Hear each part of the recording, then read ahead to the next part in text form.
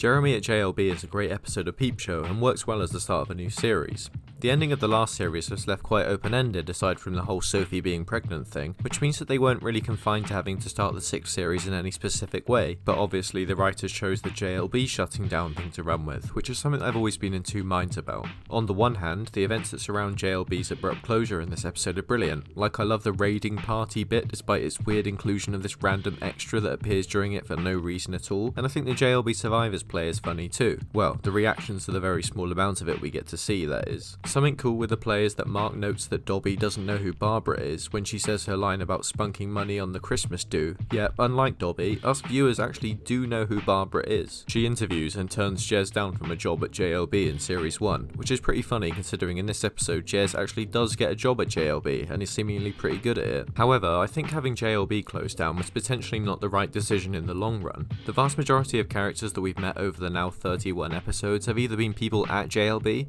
or people that we've met through someone that works at JLB, and so eliminating this avenue for character introductions is actually quite an eventful moment for the show, even though I don't think many people ever note this. Plus, the boring and monotonous, yet reliable and stable office job that was a staple of Mark's character really did suit him well, and was a consistent means of getting him out of the flat. Though perhaps this was done in order to shake up the show a bit. Sophie being pregnant with someone's child obviously shook up the show at the end of the last series, and Mark losing his job is doing the same thing here. These two decisions essentially forced not only our characters to change, but the show as a whole as well, and maybe this was a change that was deemed necessary after being on the air for 6 years by this point, but I'm not sure I would necessarily agree with that. The scene with Elena in the lift is pretty interesting, as it establishes her as a character before we actually get introduced to her properly in the next episode, and an episode that manages to introduce new faces, continue some existing stories and tie up an old one, all without feeling bloated and like it's going too fast, is a pretty commendable achievement for a first episode of a new series.